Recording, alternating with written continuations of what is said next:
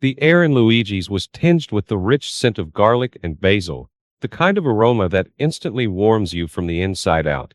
Tom and I were tucked into our favorite corner booth, the one with the slightly wobbly table and the view of the kitchen. It was our 5th anniversary, and we were celebrating the only way we knew how, with too much pasta and an ambitious bottle of Chianti. Remember the tiny trattoria we stumbled into in Rome? Tom's eyes sparkled under the dim lighting as he reached for my hand across the table. I laughed, squeezing his hand. How could I forget? You tried to order in Italian, and we ended up with enough food to feed us for days. It was a simple evening, but it felt like home. Our life together was built on moments like these, comfortable, familiar, and filled with love.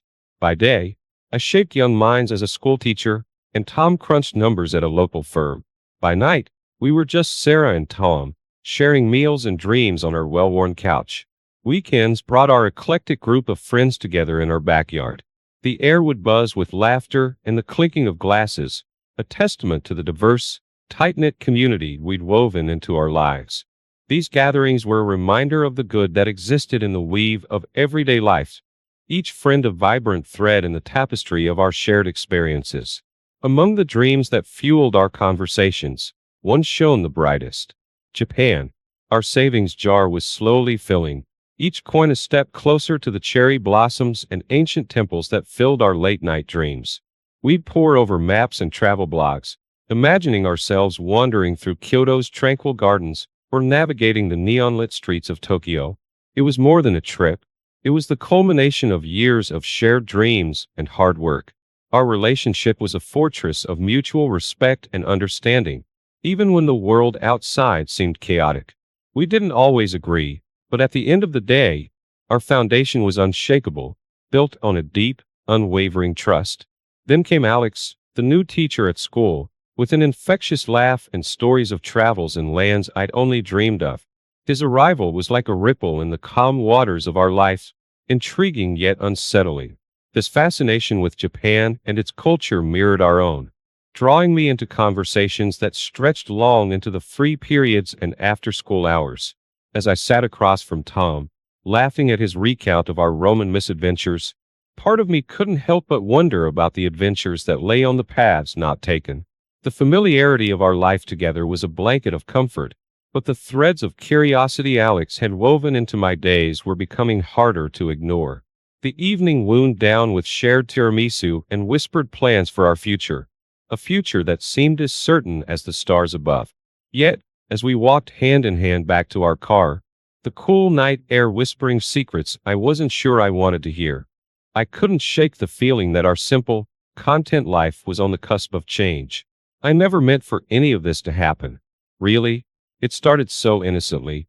Or at least that's what I told myself as I found more and more excuses to work with Alex on planning school events. Our chats, initially about mundane work tasks, gradually shifted towards our personal lives, our dreams, and everything in between. There was this undeniable spark, a connection that seemed to fill a void I hadn't even realized was there. It was exhilarating. Yet with every laugh and shared secret, a twinge of guilt nicked at my conscience, a reminder of the life I was betraying. The first slip happened on a cool, breezy evening. We had stayed late at school, lost in a sea of papers and plans. As we said our goodbyes, a moment of silence hung between us, charged with unspoken words and unacknowledged feelings. And then, it happened. A kiss that lasted a heartbeat, but changed everything. The immediate rush of guilt was overwhelming. I had crossed a line I never thought I would, betraying not just Tom but myself. Despite the guilt, I found myself drawn back to Alex, time and time again. Each encounter was a mix of thrill and self-loathing, a cycle I couldn't seem to break. Tom's love, I rationalized, was strong enough to endure this, to forgive a lapse in judgment. But, deep down, I knew I was deluding myself, using his unconditional trust as a shield for my indiscretions. Lies became my new normal. Late meetings and weekend conferences were the veils behind which I hid my affair. Tom, ever the trusting husband, never questioned the sudden uptick in my work commitments. His unwavering faith in me made the deceit all the more bitter, a constant reminder of the betrayal I was living. The close call was a jolt back to reality.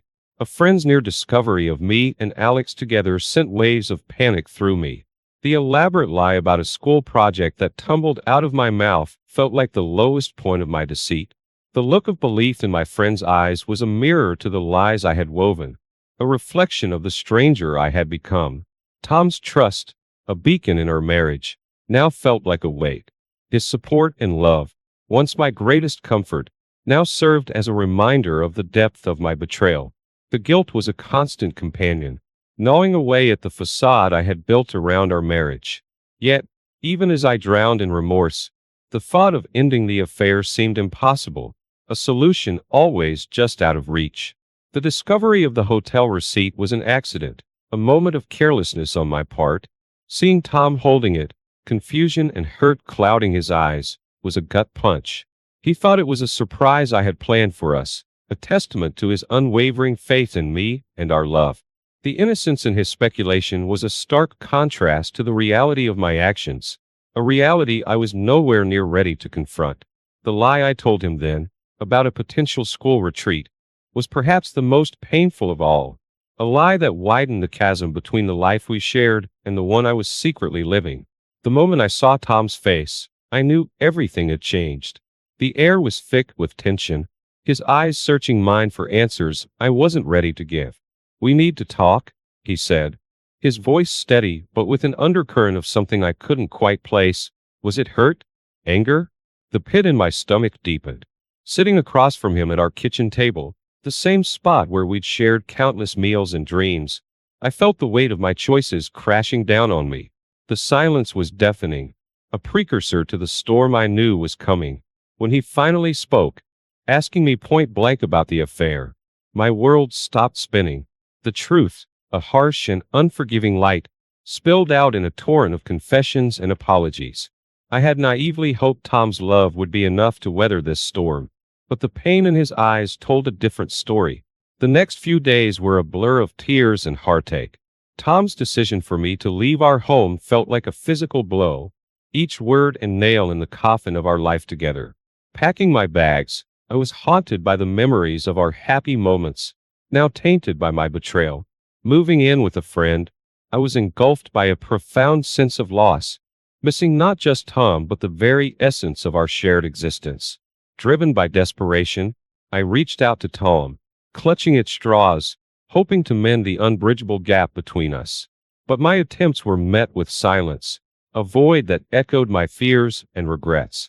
The man I loved, who had promised to stand by me through thick and thin, was now a stranger, shielded from me by his pain and disillusionment. Weeks turned into agonizing silence. Each unreturned call, every unread message, was a reminder of the chasm my actions had created. And then, the divorce papers arrived, a stark, unyielding confirmation of the end. Tom had made his choice, and no amount of pleading or promises could undo the damage. Our final meeting at a coffee shop, a place that once symbolized our casual, easy love, was now the backdrop for our last goodbye.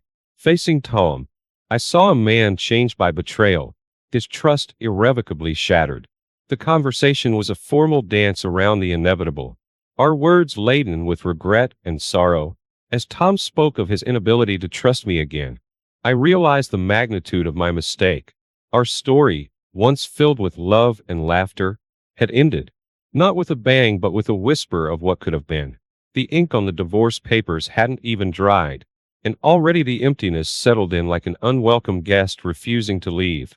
My fingers lingered on the final page, tracing the signatures that untangled a decade of love, dreams, and shared memories.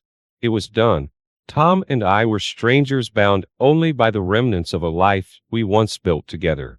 The realization hit me like a wave, pulling me under with its cold, unforgiving truth.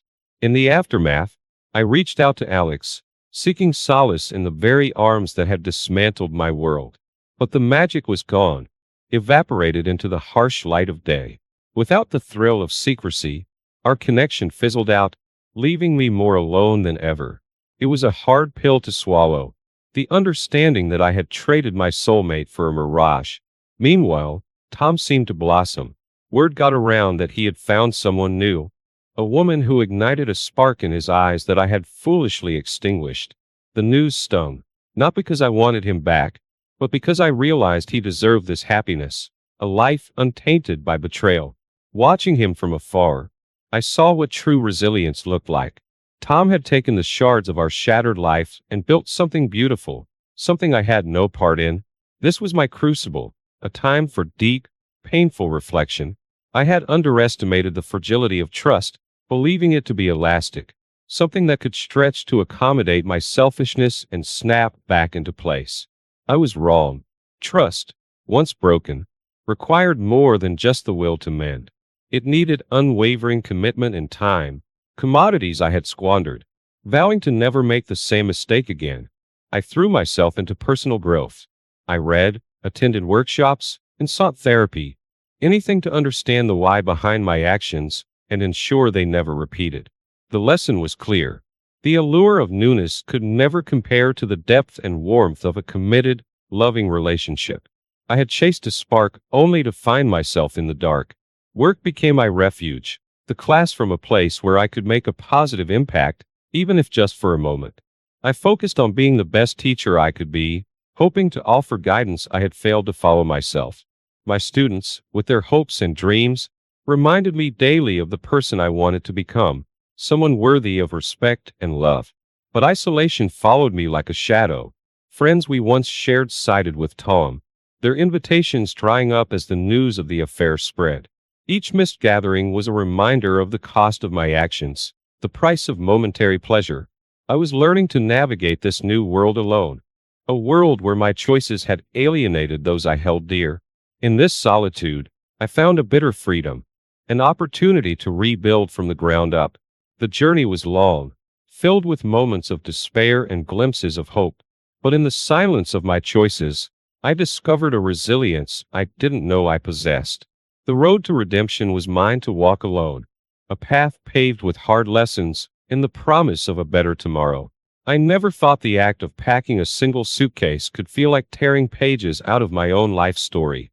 But there I was, folding and refolding clothes, as if the act could somehow smooth out the wrinkles in my heart. The finality of signing those divorce papers had left a void, a stark reminder of what I'd lost and the price of my mistakes. The aftermath was a blur, a series of motions and emotions I navigated like a ship lost at sea, desperately seeking a lighthouse in the fog of regret. In the depths of my despair, I found solace in the most unexpected of places, a canvas. Painting became my refuge, the swirls of color a way to externalize the turmoil churning inside me. Each stroke was a word unspoken, a feeling unexpressed, a bridge to the parts of my soul I'd neglected.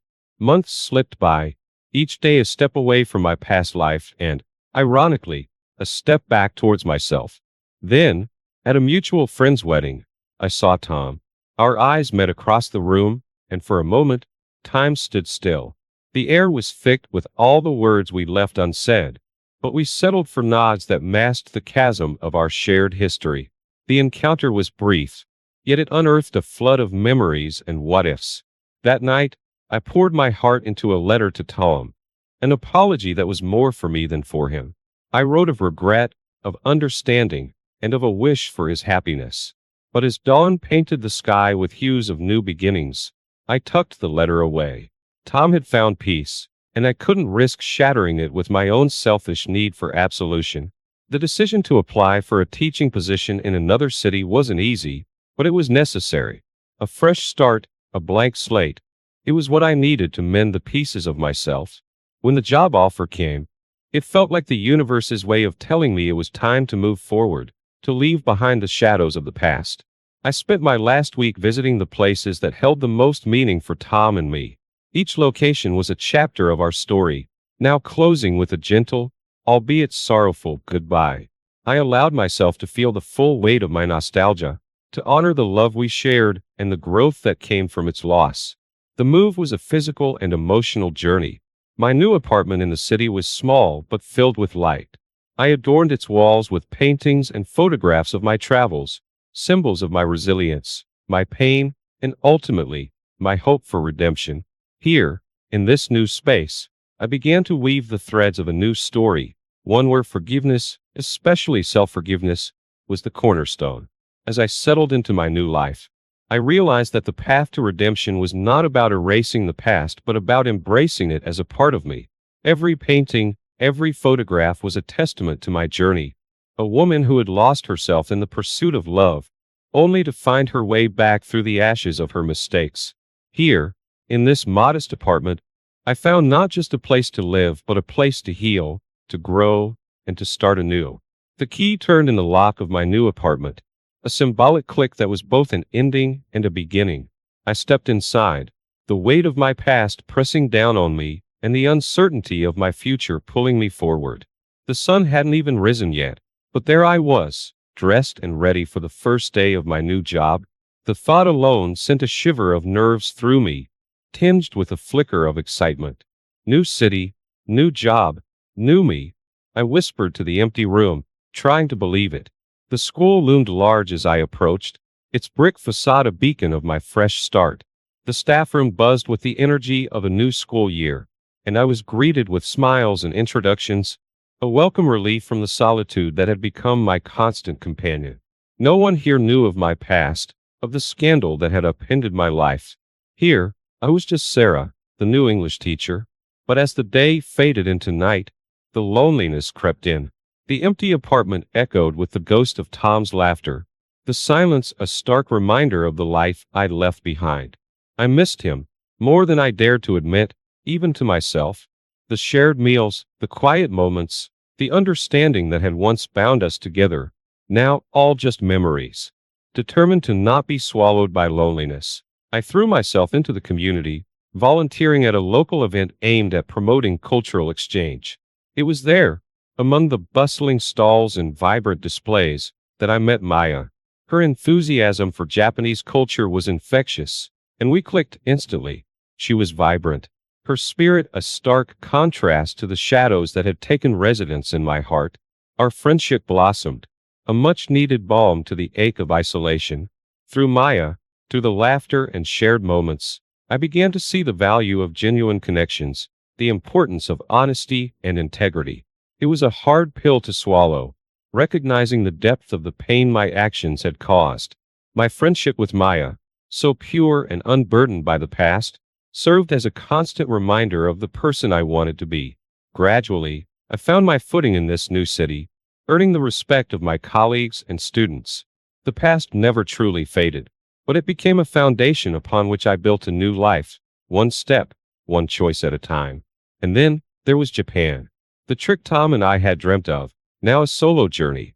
It was both a pilgrimage and a testament to the distance I traveled, not just across the world, but within myself.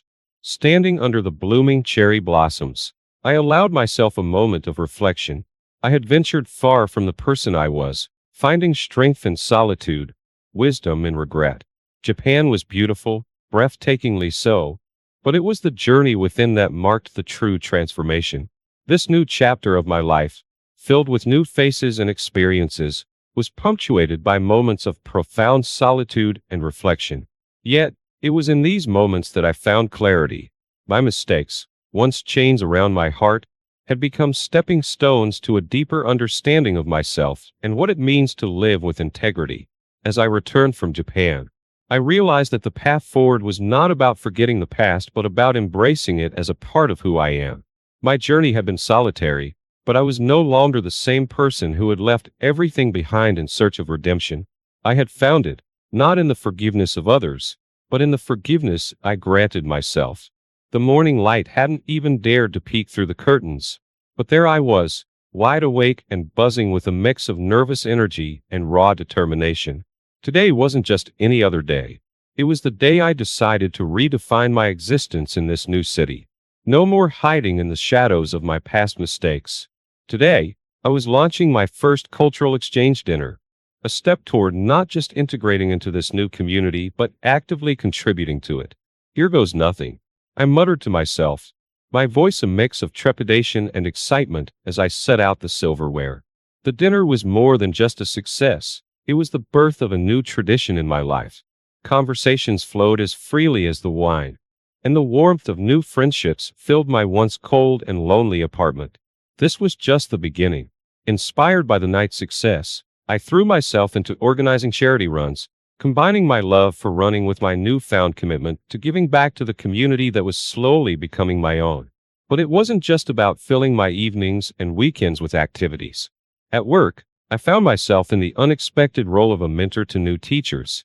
Drawing from my own trials and errors, I emphasized the importance of balance, integrity, and the courage to own up to one's mistakes. These sessions, initially formal and somewhat stiff, soon turned into heartfelt exchanges, blurring the lines between mentorship and friendship. My journey into painting, initially a personal escape, took a surprising turn when my abstract works were selected for a local art exhibition.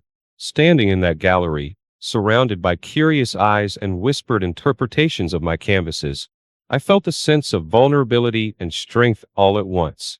Each stroke was a part of my story, a therapeutic release of emotions I had struggled to voice. The recognition for my efforts in the community and at school was both humbling and empowering. It wasn't the accolades that mattered, but the affirmation that I was moving in the right direction, rebuilding my life on my terms, grounded in the values I held dear. Then came the anniversary of what would have been a decade of marriage with Tom. It was a day of introspection, of acknowledging the love we shared and the pain of our parting. I marked the day not with grand gestures, but with a quiet walk through the park, allowing myself to feel the full spectrum of emotions: loss, regret, acceptance. The healing process was gradual, a journey with no shortcuts. Accepting the consequences of my actions and learning to forgive myself was the hardest part.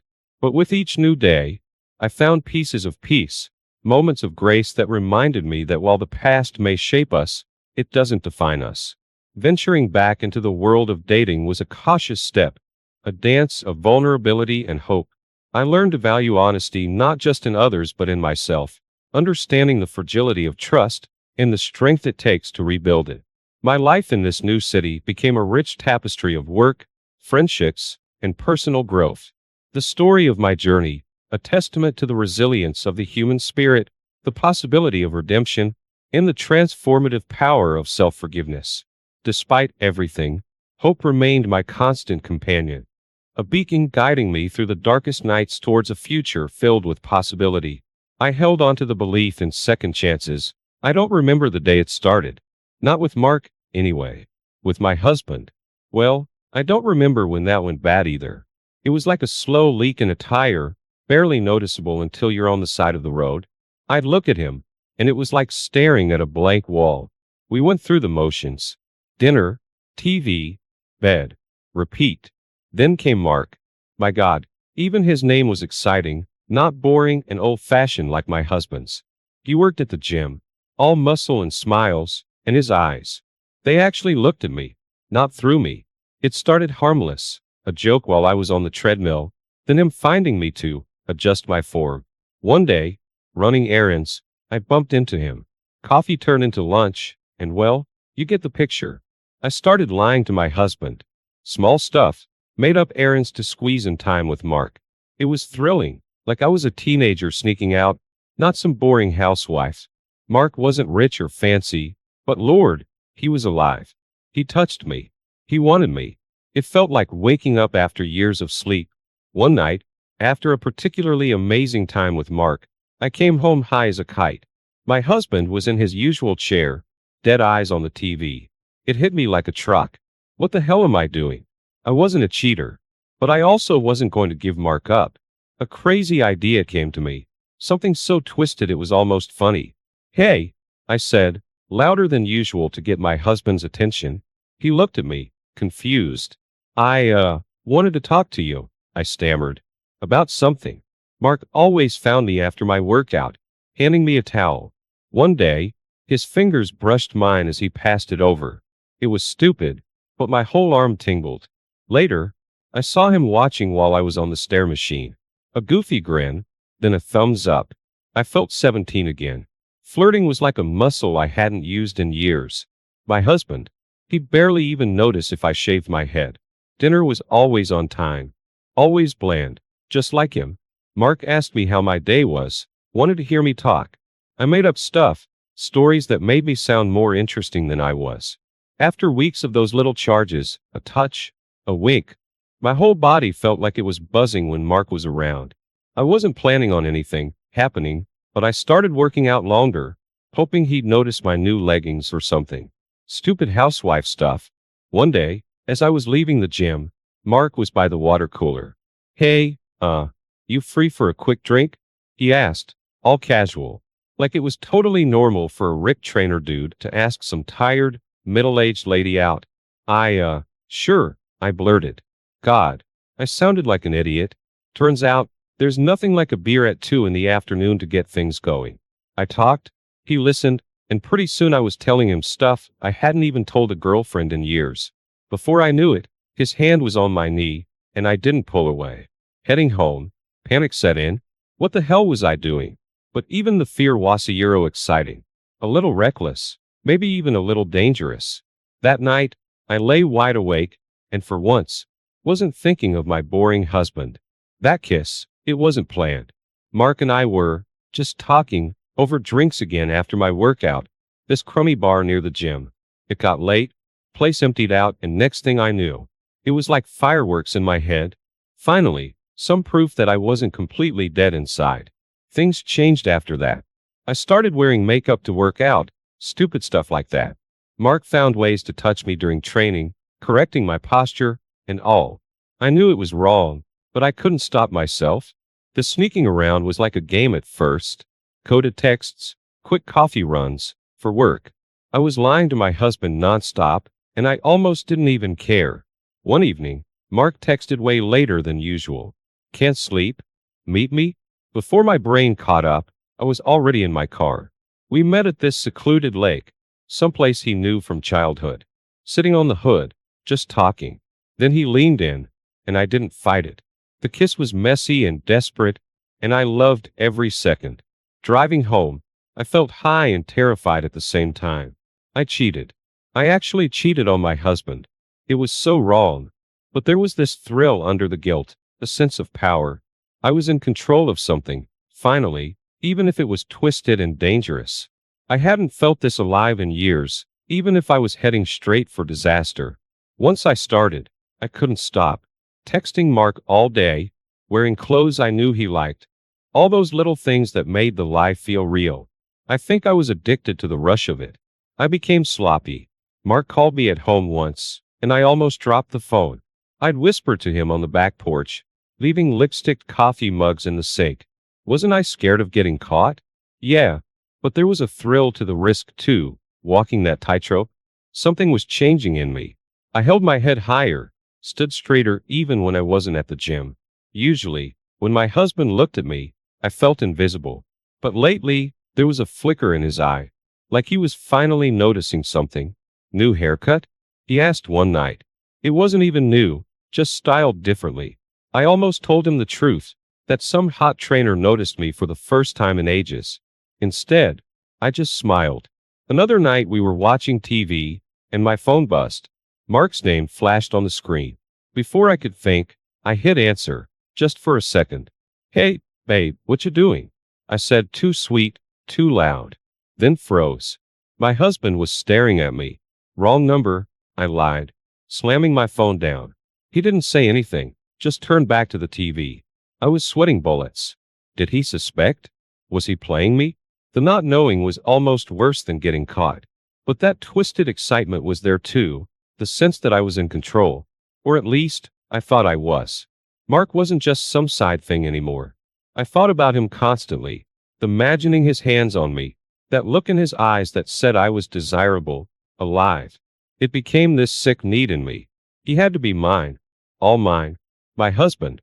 He was like a ghost. I barely noticed him anymore while my head throbbed with plans. How to get Mark alone longer, what to wear, how to make him want me more than anyone else. I even started fantasizing about them together, but with me in charge. It was a messed up power trip. Then, it hit me like lightning. I didn't have to hide anymore. Why sneak around, risking it all, when I could just change the roles completely? My mind raced. It was insane, dangerous, and the twisted little thrill of it made me giddy. One night, after dinner, I poured myself another glass of wine. My husband was settled on the couch, staring blankly at the news. Hey, I said, My voice a little too loud, too bright. He turned, the flicker of surprise in his eyes giving me a surge of confidence. I have an idea, I said, sitting down, feeling bolder than I had in years. About us, about me and Mark. He didn't say anything, just waited. What if, I took a deep breath, what if we didn't have to hide it anymore? What if we were all together? The words hummed in the air. My pulse pounded in my ears as my husband stared at me, his face a mask. Finally, he spoke. You've completely lost your mind. His voice was flat, cold. Maybe I had. But there was no taking it back now. His reaction wasn't what I expected. No yelling, no screaming plates thrown. He just got up, walked to the fridge, and poured himself a drink. It was unnerving, that calmness. You realize how crazy this is. He turned back to me, sipping his whiskey. Bringing your lover into our home? Honestly, I'm not sure if you're insane or just stupid. The words stung, but I refused to back down. I'm not crazy, I insisted. I'm just tired of the lies. This could work. Or it could destroy everything, he countered. And then, the thing that still haunts me, a ghost of a smile, gone as soon as it appeared. But sure, what the hell? Let's give it a shot. The next few days were a blur. Mark seemed confused, excited, probably a little scared. But I felt powerful, like a queen calling the shots. I pictured how shocked everyone would be, the whispers. It was delicious. My husband acted like nothing was different. He shook Mark's hand, asked about his work at the gym. All so normal on the surface. But at night, I felt him watching me in the dark. A cold dread started settling in my gut, as if I'd made some terrible mistake. One evening, my husband said he had a late meeting. I didn't believe him for a second. As soon as he left, a crazy thought took hold. I texted Mark, "Come over." Now, I was shaking as I waited. When Mark arrived, I practically dragged him upstairs. I felt sick, excited, desperate, all at once. There was a part of me that wanted to get caught, to see my husband's face, to make this whole mess explode. But, of course, nothing happened. My husband didn't come home early. Mark and I lay in my bed, and it felt wrong, awkward. And underneath all that, a sliver of relief. The first morning after Mark moved in was the weirdest of my life. He made coffee, my husband poured cereal, and I sat there like some ringmaster of this twisted circus. Awkward small talk over burnt toast, forced smiles. It was all so surreal, an off-kilter play we were forced to act in, but I refused to let it show. I started orchestrating things. A guy's night out for them. A double date at that cheesy Italian place for Mark and me, making it clear I was calling the shots. At work, I'd zone out, daydreaming of my friends' faces when they found out. This was my triumph, sick as it was. Power, finally, after all those years of boredom. At least, I told myself that. Because deep down, the dread wouldn't go away. My husband was too quiet, always watching with those dead eyes. And Mark, well, the thrill was gone, replaced by him snoring, the smell of cheap aftershave. His dumb gym buddy jokes echoing in the space that used to be mine alone.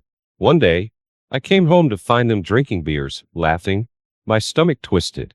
Were they bonding? Over what? Me? The absurdity of it all? I started dropping hints, trying to stir things up, make them remember their places. Remember that move? I'd say to Mark with a wink, hinting at some inside joke, where I'd casually bring up an embarrassing story to my husband about Mark's past fling. Anything to remind them who held the strings, whose twisted fantasy this was. One particularly bad night, I deliberately forgot to clear the dinner table until late. I walked in to find them watching a game, dirty dishes everywhere. The mess felt like a victory, a reminder that this was my home, and they were just guests in the chaos I created. But that night, lying in bed, the victory felt hollow. I couldn't sleep, the ceiling spinning. I felt out of control, like some kid who'd set a fire and now was just watching it spread. The whole house was a tinderbox, and I was the one holding the match. Worse yet, I wasn't sure if I even wanted to put it out anymore. Living with Mark wasn't just messy, it was invasive.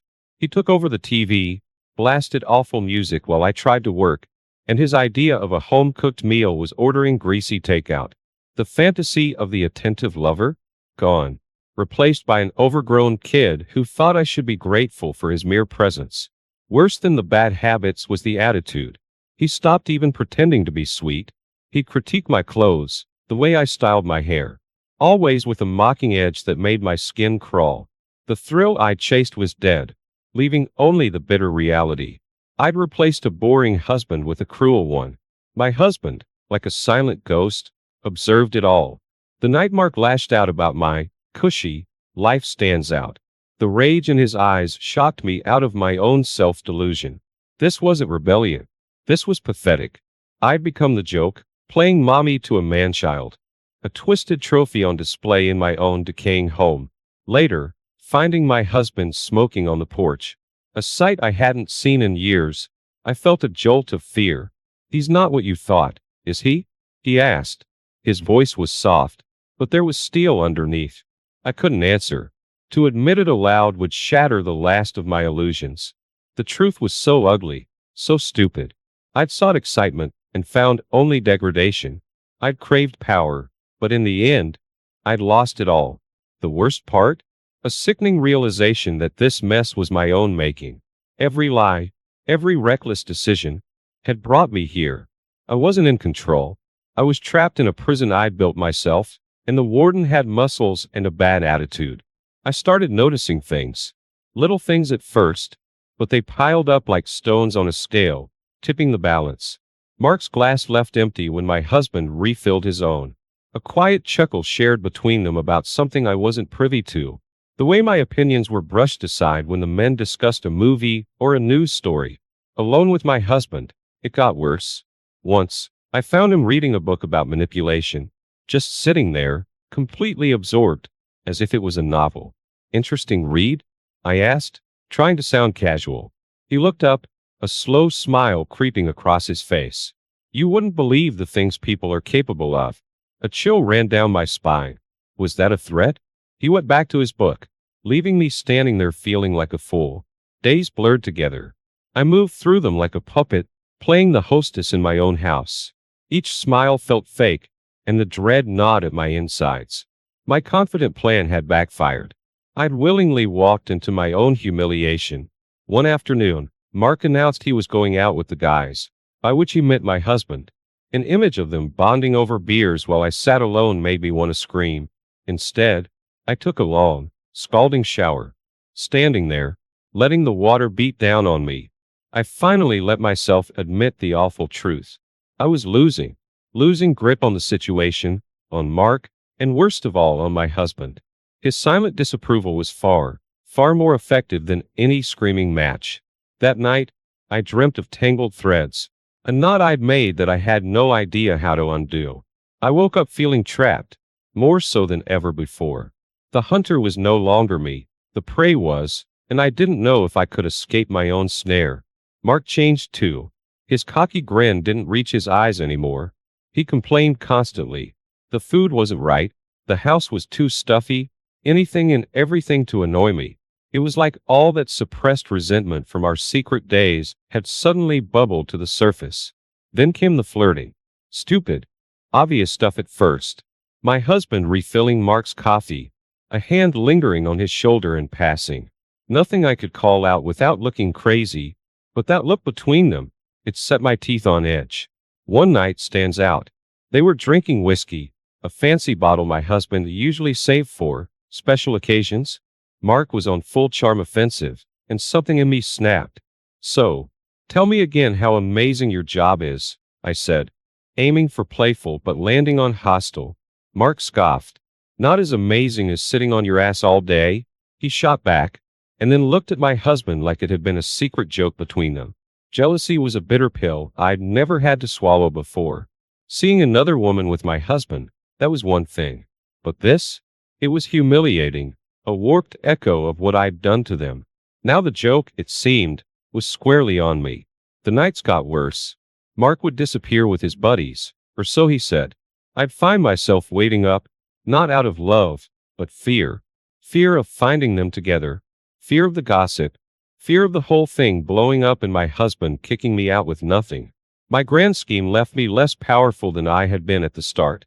A few times, Mark stumbled in late, reeking of beer and some cheap perfume that wasn't mine. The twist of the knife was watching my husband's face register it. No anger, just disgust, directed mostly at me. It was clear who he blamed for all of this. I started sleeping on the couch. Said it was my back, but really? It had to be less pathetic than sharing a bed with the disaster I'd made. Laying there, watching the ceiling fan spin, I was no longer the grand manipulator. I was the idiot caught in her own tangled web. I wasn't going to take this lying down. Mark moping, the husband's smug silence. Every day felt like I was drowning. A part of me, a twisted, stubborn part, still clung to the sick thrill of control.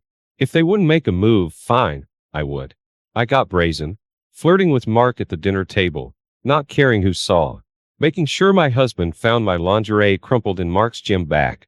Childish stuff, but with each act of defiance, a little spark reignited in me. One morning, I went too far. Breakfast turned into a stage, me practically draped over Mark, giggling, feeding him strawberries. My husband sat completely stone-faced. He cleared his throat. Subtlety has never been your strong suit, has it? His voice was glacial, cutting through me. You want to talk subtlety? I snapped. After everything, I saw red. Finally, a reaction, even if it was pure contempt. The air crackled, and just like that, it all came spilling out. My resentment, the humiliation, the raw fear. Mark shifted uncomfortably, and I almost laughed, a bitter, ugly laugh. We were both just puppets in this. His strings cut now too. You think you're so clever. I hissed at my husband, but you're nothing. We're all nothing. You win. Is that what you wanted to hear? His face was a mask. Then, a smile that chilled my blood. Actually, you misunderstand. This is far better than anything I could have planned. Panic surged in me. What had I done? It wasn't a fight anymore. It was a trap, and I'd blindly walked right in. Mark looked between us, confused, almost scared. The sick realization washed over me. We played the exact roles his twisted little game needed. I stumbled out of the room, tears hot on my cheeks. Not tears of love lost, but of a fool who finally saw the bars around her, the ones she built herself. After that fight, everything shifted. Mark avoided me, no more snide remarks, no shared glances with my husband. It was like a switch had been flipped, and I was the only one who didn't see it coming. My husband's demeanor, it was even worse. Not openly hostile, but always there, a silent observer. He'd linger when I talked to Mark, or casually mention something he'd overheard. A reminder that I had no secrets in this house, no privacy of any kind. The paranoia gnawed at me. Were they colluding against me now? Was Mark in on it? Part of the grand scheme to break me down? Sleep became impossible. When I did doze off, nightmares haunted me, my husband and Mark laughing, my face reflected in a shattered mirror. One evening, it all spilled over. Mark came home late again, and the rage I'd been suppressing boiled to the surface. What the hell is this game? I screamed at Mark. What did he promise you? Surprise flickered across Mark's face. Then, a hard edge entered his eyes. His game? You're the one playing games, lady. Don't you dare. I shrieked, the sound alien even to my own ears. You came here willingly, remember? Really? Remind me why, he said with a cruel smirk. Because a messed-up housewife was bored? Pathetic. His words hit harder than any slap. Humiliation burned through me. Had I been this blind? My grand rebellion. All it had done was expose me as a fool, desperate, and pathetic. The rest of the night is a blur. Screaming, accusations, maybe I even threw something. All I remember is ending up alone, curled on the bathroom floor, gasping as if I'd been the one punched in the gut. My kingdom for an aspirin and the ability to turn back time. The cracks in our twisted arrangement had broken